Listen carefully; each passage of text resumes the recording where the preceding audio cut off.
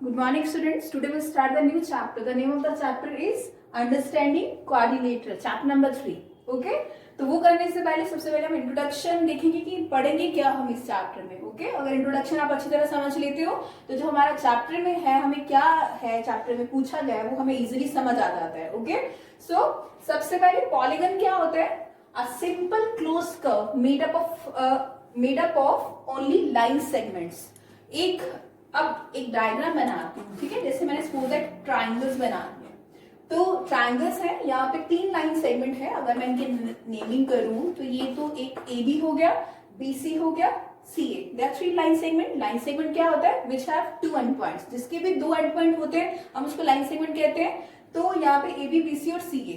तो इसको क्या कहेंगे? A simple closed curve made up of only line segments.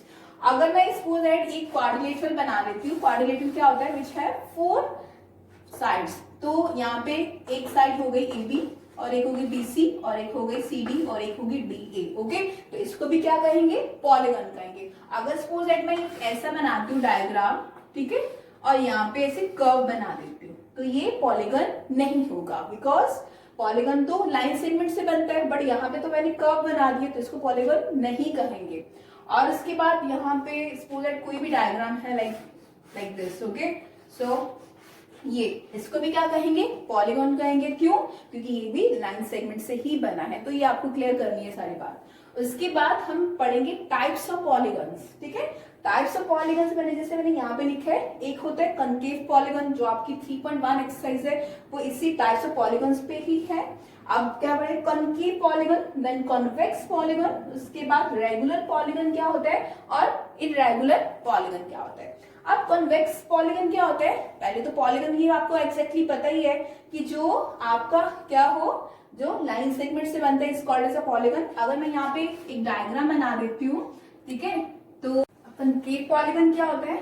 जिसका एंगल मोर देन 180 डिग्री होता है. ओके? सो दैट जिनके भी एंगल मोर देन 180 डिग्री होगा तो उसको क्या कहेंगे? More than 180 degree. ओके? वो क्या होगा? कनकेव पॉलीगन होगा. ओके? अब कॉन्वेक्स पॉलीगन देखिए. अब कॉन्वेक्स पॉलीगन क्या होता है? जिसका जो एंगल 180 से कम होगा. जैसे एक एग्जांपल ले लेते हैं. सपोज दैट मैंने एक क्वाड्रिलेटरल ड्रॉ किया तो इनके जो एंगल्स होंगे तो वो क्या होंगे? ये जो चारों एंगल्स है, ये जो एंगल्स है वो कितना होगा? 180 से कम होगा. ये भी एंगल 180 से कम होगा, ये भी एंगल 180 से कम होगा और ये भी एंगल 180 से कम होगा. उसको क्या कहेंगे? कॉन्वेक्स पॉलीगन कहेंगे. अब आता है रेगुलर पॉलीगन. अब रेगुलर पॉलीगन में मैं यहाँ पे एक बार ड्रॉ कर रही हूँ जिसकी तीनों साइड्स और तीनों एंगल्स इक्वल होते हैं, उसको बोलेंगे रेगुलर पॉलीगन. तो जैसे यहाँ पे ABC. अब मैं रेगुलर जिसकी तीनों साइड्स और तीनों एंगल्स इक्वल होते हैं तो वो एक एग्जांपल है, दैट इज इक्विलेटरल ट्रायंगल. तो इसकी रेगुलर पॉलीगन में कौन सी एग्जांपल आएंगी? इक्विलेटरल ट्रायंगल की आएंगी. बिकॉज इक्विलेटरल ट्रायंगल की तीनों साइड और तीनों एंगल्स क्या होते हैं? इक्वल होते हैं.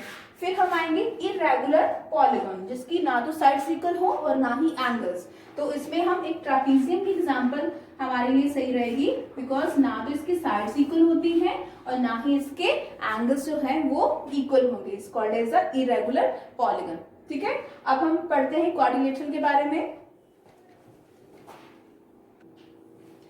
अब देखते हैं angle sum of quadrilateral. Angle sum property of quadrilateral. Okay? That is quadrilateral.